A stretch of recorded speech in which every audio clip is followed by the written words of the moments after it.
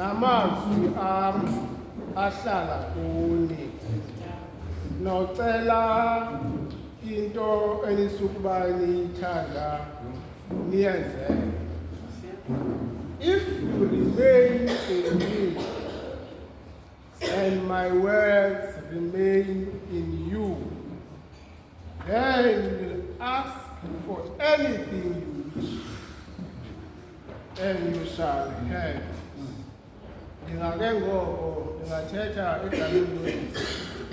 egameni lonyaka nasegameni lomoya ndingathi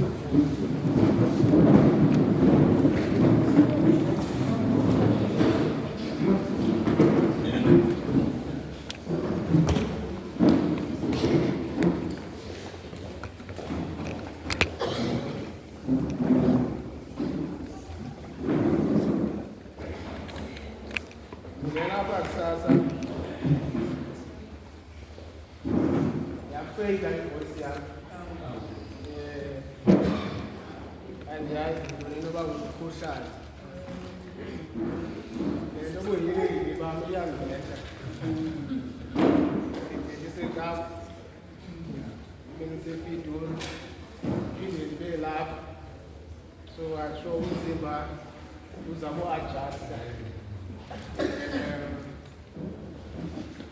Namhlanje iveki yokuqala ku-August. Isihloko sithi iTalika, the church. Ayisho uba kuthini, ba iTalika ithini, ithi nje iTalika. Ngoba ithi umuntu nomuntu uyakuzibhadulela, abhadule akhale umuntu uba ngathi ubethe uhili, uba nga ubethe uhili awumbongi, uyadwanguze ngethemba lokuzamkhala. So nami ngiyenzakwenza loo nto, dwanguze ngethemba lokubana khona umuntu noko ezamkhangelisa. Kodwa ke ngelishwa akokushumayela kuninzi.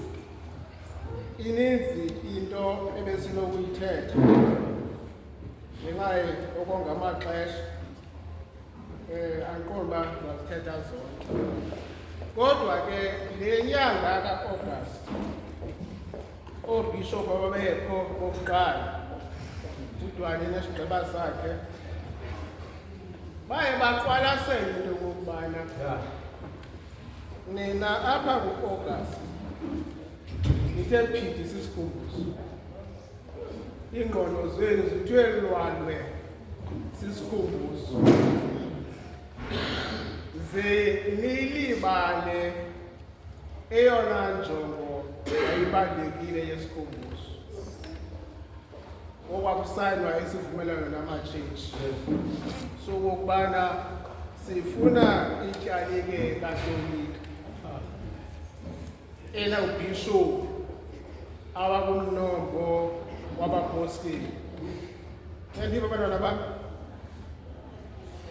ndingalali kuba ndingazi isiXhosa, nisho uba mandifuna ndiphumke, ndawuphumka. Babefuna loo nto, but ke thina ke sithe nangoku sesiyifumene le nto kumatshetshi, we are still trapped kwi-mode ka-August 1900. Baze bathi ke kule nyanga ka-August bazame uba ii-themes zayo zenze imfundiso ethe vetshe nenzulu ngobukatolika, ingakumbi iisakramente ezi sizifumanayo. Kodwa ke iqala ngokuthi iTalika ungayazi noba ke xa ujonga isakramente ezi-7, the church is not one of the sacraments, akunjalo. But I will explain why siqala ngale theme yeqala. And then ibe lubhaptizo, ibe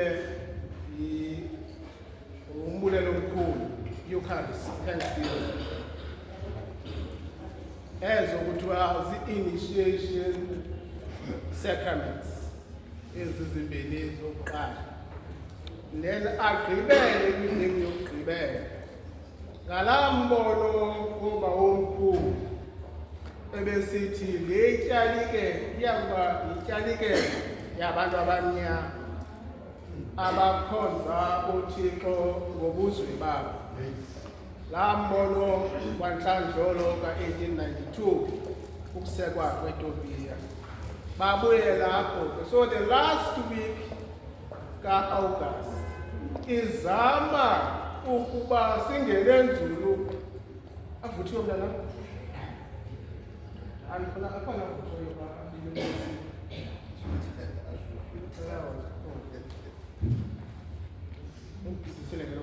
bendisithini kane kodwa ke bendisithi babuyele kulaa mbono. So laa veki yokugqibela ka-August izama ukusinika ithuba uba sicacise ngobunzulu le nto sithi sakumkhonza uThixo ngobuzwe bethu thina bantu bamnyama. And therefore kulaa veki sizama ukubhalansisa ivangeli kaThixo nezithethe zabantu abamnyama.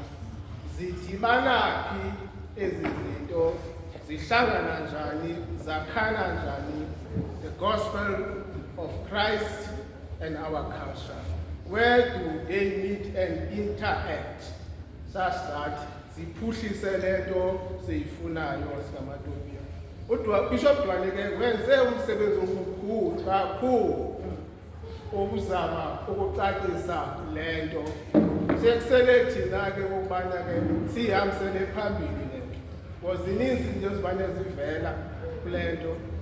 Ezinye uyazibhala sizitolika ngezinto ezahlukeneyo, umuntu uyitolika ngale ndlela isuta yena.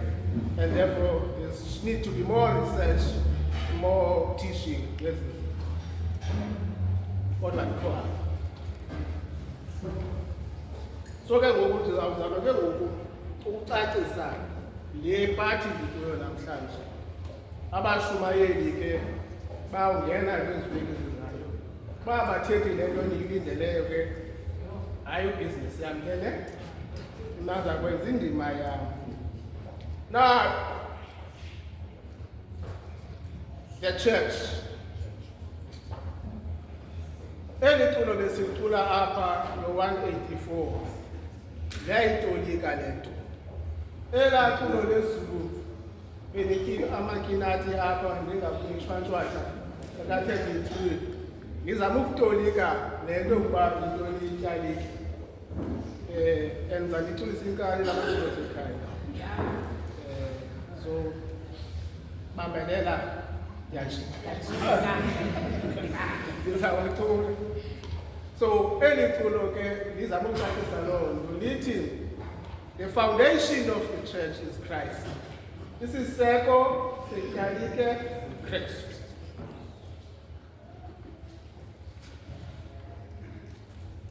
Kanti ke imanyene noThixo umTrinity nobudlelwano obuhle nabo sebemkile. So it means nangona silapha nje siqula sidumisa uThixo kulo mhlaba, le tyalike sinculayo iyasihlanganisa nabo sebemkile abafe amasqualified bemkhonza uThixo. Asibazi ke abasemakhaya bafike ngamkhonza uThixo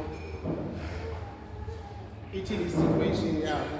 uThixo yazi, we don't judge, but what we are sure of isihlanganisa namakholwa akuthi nabo wethu ashiye elihlabathi ekholwa uThixo. Ithi ke le yesisuthu culo 23 actually culo liseko sekerike liculwa zinhlanga zonke, likho kwiilanguages ezininzi. Ithi lesuthu inaliba bishop, inobishop balawula mfathini sayitolika ngoku. And therefore, what does it mean to be a church? Now, I will use 3 metaphors. These are 4. Eyokuqala singayichaza icawa as an institution. Iziko. Elinobishop. But say it has clerics. Obishop, abafundisi nabadikoni. Category A1. And the light. Okay? Nina ke hapa. Nganasezweni. So umsebenzi wobishop ukufundisa nabefundisi. That's why kusithiwa umfundisi nje a teacher. Yekanje befundisi becomputer nabashumayeli ngokushumayela. Actually wona umsebenzi wabo ukufundisa. They are teachers of faith. That's why kusithiwa umfundisi. Fundisi teacher the one who teaches. So umsebenzi wethu thina ke bafundisi ukufundisa proper doctrine of the church. Okwesibili singamagosa esacrament. Okwesithathu responsible for the governance of the church. Sabela ngani ke ngalo msebenzi. Owenu umsebenzi bazalwana over and above basikhonza singamaKristu sonke sikhonza uThixo. Owenu umsebenzi ungabisa indaba ezilungileyo ehlabathini is to evangelize. So sathi bangishela konyanga ntathu ngithi umfundisi akavangeli.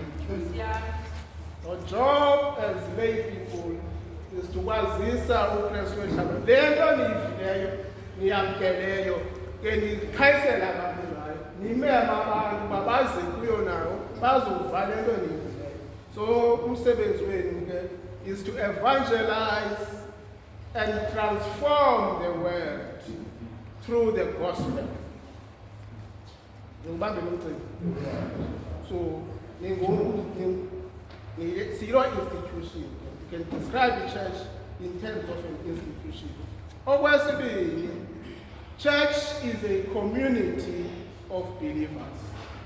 Church is a family of believers. It is a body of Christ. So, ityalike umzimba kaKristu. Siyifamily yamakholwa. Now, come to think of ezi zinto zimbini. Le institution iziko uze nakuleyithi a family of believers. I think when ndicinga ngale nto yamatopia ka-1900, remember ku-1900 saye church Susan Amachich, Sikawa Setopia, Ibanga Setopia, Ethiopian Church. Safika Payana, Adama Church, no, and it's not our anymore. It's about order. From 1900 to 1999, that's the order. That's the order. And it had been determined by the child. Nobody child. And then, wafuna ke ngoku singathi Ethiopian Church, but an order of Ethiopia. Singathi ibandla laseTopia because ibandla is a church. Then funeka sifundeni into. Hence omkhulu bazalele igama lithi umzi. Because wawungafuna what bathi yoni ibandla laseTopia. Then they came with the concept of umzi. Now if you look at these things as in this time, I think they were very smart. Because then government umzi can be an institution, can be a family, and therefore umzi is a metaphor for church also. So to say umzi was Setopia, it means we are a family of believers. We are a community of believers. Singumzi. The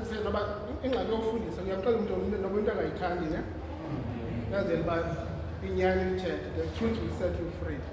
So we are a worshiping community of believers who by faith become a sign, an instrument of God and humanity. So Itawa is born out of love. Yes. Itawa izalwa luthando. Luthando olunjani oluvelaphi. Luthando lokuzincama kukaKristu. Ancame ubomi bakhe afe mnqamlezu efela mna nawe. Luthando olunjalo umntu akuthande de ancame ubomi bakhe afe. So we are born as a church out of sacrifice. We were born out of love.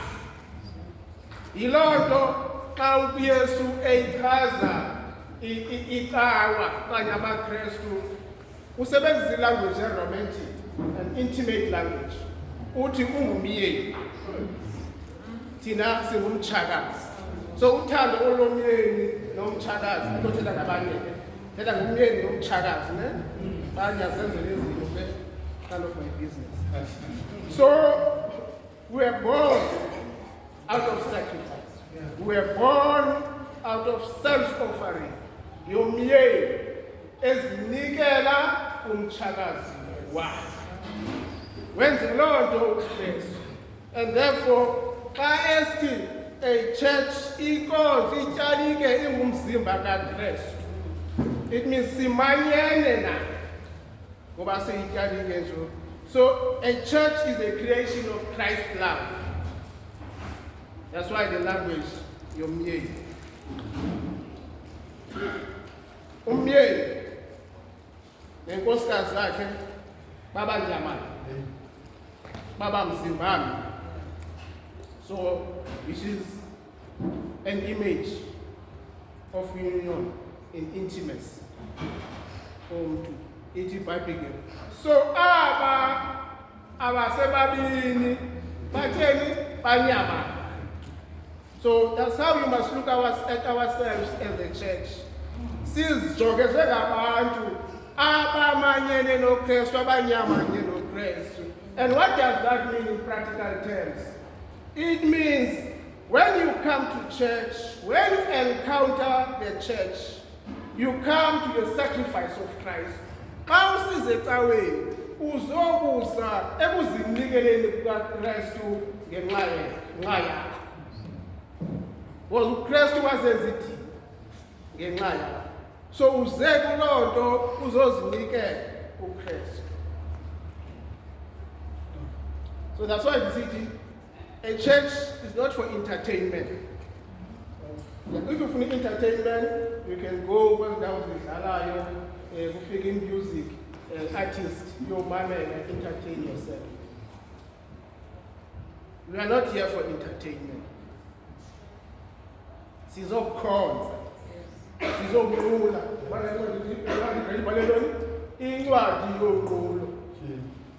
And umuntu xa equla, it's not about yourself. Nxa unqula umuntu omnye adisho, naxa umeka kokwena enkundleni awuzinquli wena. It's about the other person. Aba bantu banqulayo. So sizokunqula uThixo apha. So whatever you do ekuvisa kamnandi, it should not be about yourself. Funa uyenze into noba niyadanisa apha abantwana bam, nidanisele uThixo. Athi uThixo ujonga lo mdaniso wenu. Athi wow! Inene bandidumisayo ngeentliziyo zabo zonke ngenene nangenyaniso. Anithi jize ngenxa banefesayo. Kuba lonke izinto sizenzela udumo lukaThixo, not olwethu. Sithi nxa senza udumo lukaThixo, yena uThixo obona mfihlakalweni azigqala iintliziyo zethu. Ngoba sicula sidlwayiza apha nje abone into okokubana this is not about themselves, but it's about me. And therefore now Thixo onguThixo nabo ndihlala nabo emngcubeni ndibe nguThixo wabo. And ityalike kaThixo bazalwane ingcwele ayisho kodwa. The church is holy. Even in the face of our standards. Zonke lamahlazo namanyala siwenzayo. even in the situation of failings and weaknesses and sin, the church is holy, and it is persistently holy. Icawa ingcwele. Noba singathi singcole sibe nyuku sibe njani. Noba senze ntoni na apha ecaweni. Icawa ingcwele ngoba ingumzimba kaKristu.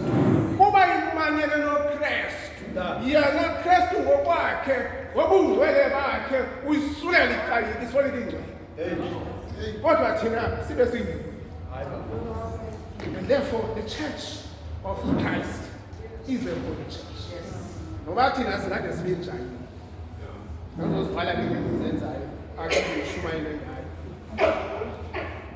It is perfect. Injengomtshakazi ehonjiselwe indoda yakhe. So nangona ke sinjalo, but you are in constant need of purification. And Christ himself, which formed the church out of life, uye oyingcwelisayo ityali. Okwesithathu, define church in sacramental terms. Nangona ingeyesacrament, umahluko phakathi kwesacrament nesacramental. Okay? Isacrament is but isacramental zezinto sizenzayo apha. Rituals and other things that we do. Those are sacramentals. As your sacrament, but sizenza isacrament ke into ethi it's a visible manifestation of the grace of Christ. Ebantwini. Ukubonakaliswa kwemfihlalo yobabalo kaThixo emntwini. Yabo. Umzekelo xa ubhaptizwa uhlanjwa ngamanzi mos. Amanzi is something esiyibonayo, but elubhaptizweni kulaa manzi ohlanjwa ngayo uyifihlakalo yobabalo kaThixo uba uhlanjwa isono somntu omdala. That's the grace of God that is hidden kule nto uyibona ngamehlo. That's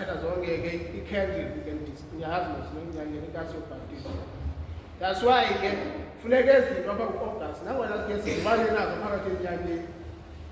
we come back and refocus our mind.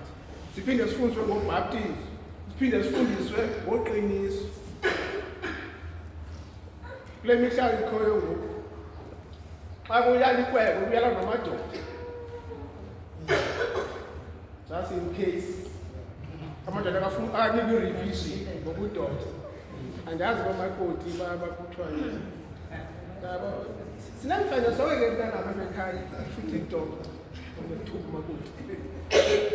So by her relationship with Christ, the church is a kind of sacrament, a sign of intimate union with God and of unity of all mankind. So icawa ke ungayijonga njengesacrament kuba silapha kwesi sakhiwo nezinto sizenzayo ezibonwa ngamehlo, kodwa uzuko lobabalo lwazo lunemfihlelo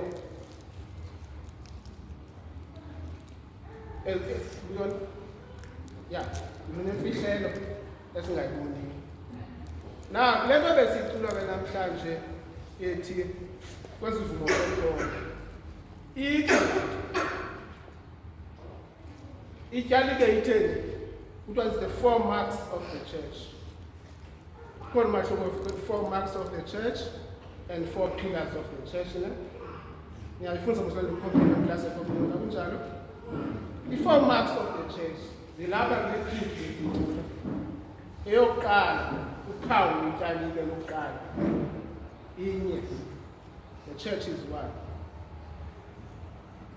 Okwesibili ingcwele, it is holy. Okwesithathu it is Catholic, it means ikulo lonke ilizwe.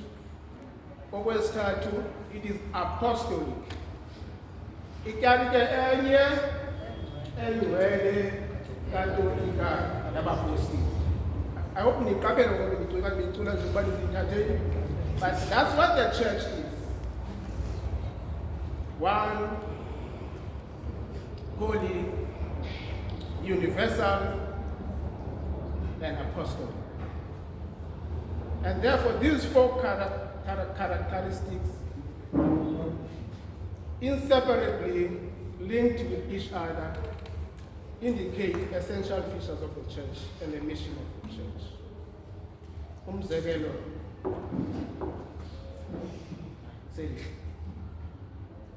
Umbuzo ke ngoku utheni sisi secaweni? Why do we come to church? Imibuzo lo mbuzo kanye ngifuna uphendule. Well, I don't know zilentoni wena. Okay? But masikhangele kwezifundo zanamhlanje. Ngokweyami i-understanding. Ngoku ke sifuna sokuqala kuyivesi ethi ba ngoku ke ukuba nithe naliphulaphula okunene ilizwi lam nawugcina umnqophiso wam noba yinqobo kum kwezizwe zonke kuba ihlabathi lonke lelam. Okay? And ke ilizwi likaThixo nilivaphi niliphulaphula phi? Yirso. Abanye ke bahambi cha bamele TV. Isifundo sesibili sinento ethi. I'm trying to give you a sense of what icawa le yintoni na. Then uyawuzandisela ke lezi. Wonke amakholwa ayevana enhliziyweni. Ayabona njalo nami. Akukho bani wayekubanga oko anakho kuba babesabelana ngezinto zonke abanazo. Ngiyabicaba njalo. Uthi uYesu umdiliya ndim ayivine nina ningamasebe lowo uhleli kum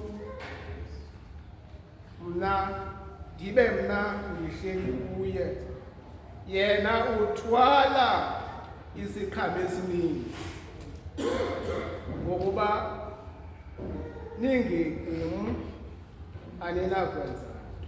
So uthi uYesu, without me you are nothing. Without me you are nothing. So why do we come to church? Because zonke izinto sizenza epecaweni ungazenza endlini.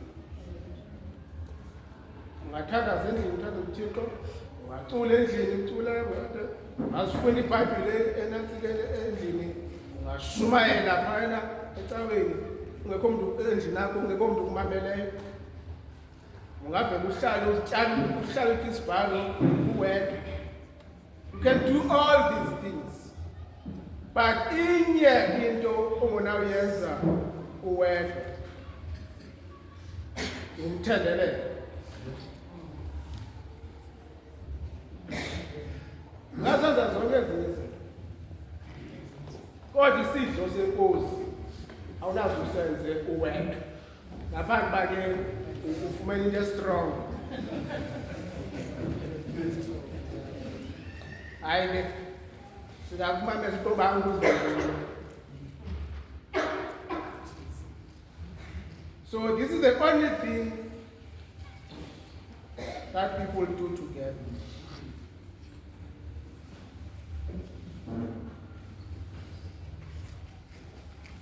Ukuba ngithe nahlala kuni namazwi am ahlala kuni nocela into esukuba nithanda siyenze ngoba umdiliya wenyaniso ndim. I am the vine. Uthi uYesu abomdiliya nje I'm the true vine. Ngumdiliya wenyaniso. Wonke amasebe akuye. Ngabo abakholelwa kwimfundiso elizwi layo. Isebe ngalinye lisuka esiqwini. Yes. Lelo kuthiwa elubhaptizweni ukuhlokonyozela kuKristu and become the part of Christ. And therefore that uba uthwala isikhali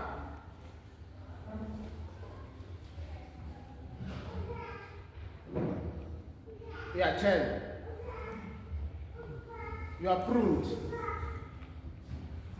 Umane uhlala apha emthini, umane uveza iziqhamo ngeziqhamo. Asiyazi ke nina niprunwa njani, nithelwa njani. Kodwa ukuba secaweni nokuba ngumKristu asikokuhlibili ke ebhotolweni uqamele ngejemu okanye peanut butter. Awungcebeleki, uyathela, uyaprunwa. Thixo umane esipruna, umane esithele ukuze sivelise iziqhamo zakude. Abanye bathi ke nokuqhekeka kokwecawa, Yes. it's part of pruning. Athi uThixo amasebe abona azayibosha icawa. Manje wapruna uThixo uthi iqhekekile icawa. Kanti hayi icebo likaThixo.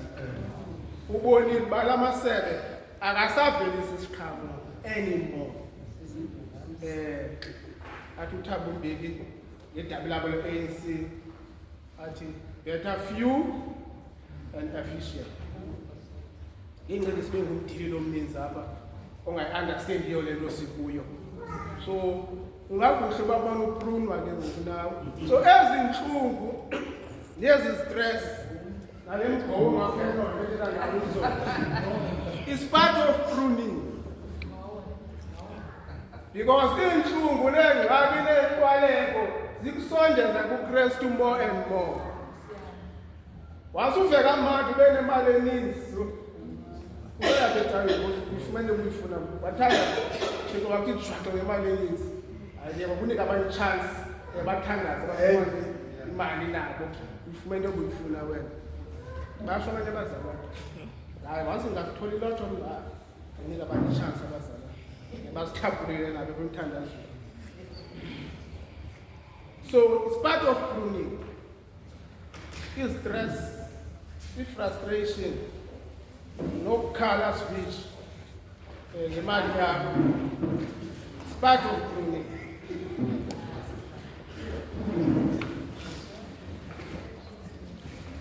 Into ofuneke uyithi uyalila uhlukene netyhosha yakho kodwa ubuyisenzela uzuko kaThixo. Ufuna umsebenzi kaThixo therefore bazalwane ngokuba nilapha nje nichitha amaxesha nimosha imali zenu okanye nichitha imali zenu yakuthini language right. Imizamo yenu nokubulela kakwenu ngomsebenzi kaThixo awusayi kulambatha inkosi. It's part of pruning. Ngoba uThixo uyakwazi angathi banokunika yazi uba noba nokunika imali eninzi kanye ngagesi.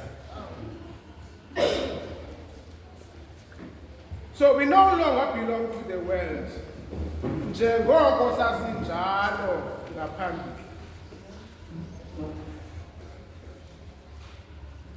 When you come to Christ or when you become Christ-like, nxa ufuze uKristu, even your attitude and action ziyatshintsha.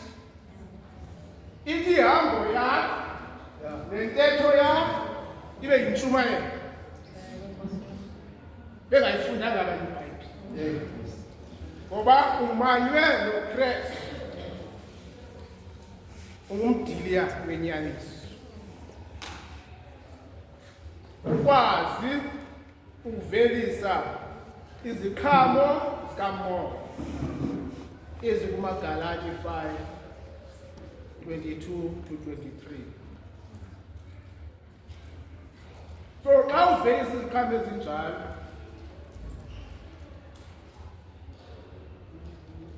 angamazi ningaginyimbi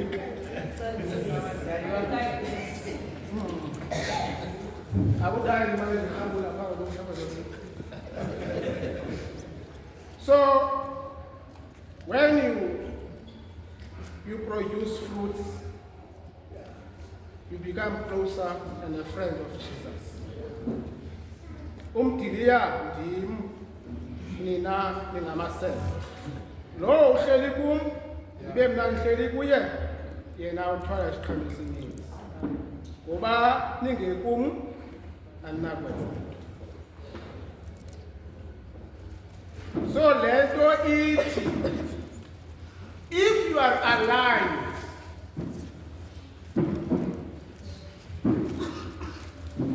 with Jesus and his words, all will be well for you. I need alignment. Yes. And yona ndibalulekileyo kule alignment ngoThixo umthandazo. Umane umthandazo ngosimane sibheka ngapha, simane sibheka ngapha, kodwa umthandazo simane siphulaphula ilizwi kaThixo. Ngoku ke ukuba nithena niphulaphula okunene ilizwi lakho, na ugcina umnqophiso wami noba inqobo kwizizwe zonke kuba ihlabathi lonke. So uSirayeli omtsha nini manje? uSirayeli omtsha yiTopiya. And ke ukuba nithena liphulaphula ilizwi likaThixo maTopiya, uthi uThixo nakwayinqobo kwizizwe lezi.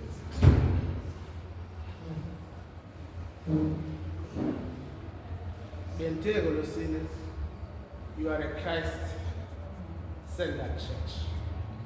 We are a Christian church, first and foremost. Ibalekile ke loo nto ukwenzela uba sibe ngamasebe amanyene noThixo. So it means lento ukuba lisebe okanye ibranch ibonisa i-interconnectedness and dependence. Uxhomekeke ngokupheleleyo kuYesu. Once ususwe nje isebe emthini liyafa. And nawe ke uzondile into yokubana ungasuki kuKristu. Loo nto ayithethi into yokubana uzawufumana yonke into oyicelayo noyifunayo kuThixo.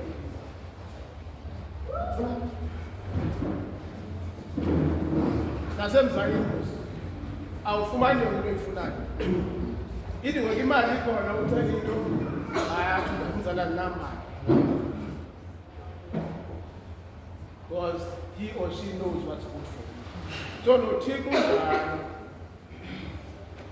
azokunika yonke into ayifunayo. Umnika lowo ngokomlinganiselo wakhe.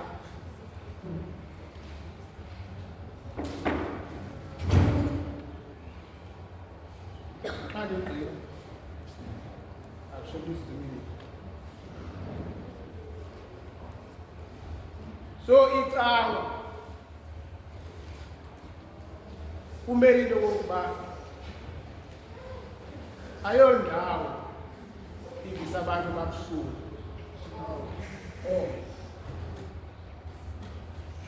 Kodwa ukuba umuntu uva kabuhlungu, the church is the place where sinners can be cared for, can be nurtured, can be healed and loved. Babuyiselwe ubomi obutsha. So xa uze apha ecaweni uze esibhedlele uzowunyanga amanxeba akho. Dear George last time, nina ke nine-choice yokubana xa nidikiwe into zecawa you take a feather uyohlala endlini apho. But ke thina ke asina-choice ngabazalwane. Whether we like it or not, funeke silapha. Athi umculi we-chorus, andiwanaki amanxeba akho ngokuba uzawapholisa uba siza kulelo themba lokokubana nangona nje sihamba phakathi kwaba bantu basifisa ubuhlungu bathetha le nale ngathi asiwanaki awethu amanxeba uba wokuza kuwapholisa nani ke ngokunjalo makungabikho nanye into enokulahlula eluthandweni lukaThixo. Nokuba yimbandezelo, nokuba yintshutshiso, nokuba yintswelo, nasi isibhedlele. Nanku uYesu, nali lifa zikhethele. Esisho ichorus. Tyalik is a place of growth in holiness. Yindawo yokukhula ebungcweleni. Yindawo yempiliso. Yindawo yokwenzwa kutsha. Yindawo yokubuyiselwa kwisimo sakho sangaphandle. Uthi noba iziva nje sikazi zeentlungu zakho sizibona ebusweni nasemzimbeni wakho. Kodwa umuntu ongaphakathi ahlaziyeke, abantu ehlaziyeka ngakumbi. Nangona nje siyibona imiqhele ebusweni bakho. Kodwa uThixo akubuyisele kwisimo sakho sangaphambili. Because kakade lo mzimba uzawufa ungcwabe. Kodwa umoya wakhona uyawuhlaziyeka udibane noThixo. So kubalekile ke bazalwane xa lihlala phansi ukwazi ukubana ityalike sisibhedlele sabomi, sisikolo esifundisa abantu bakaThixo ngobungcwele. Amen.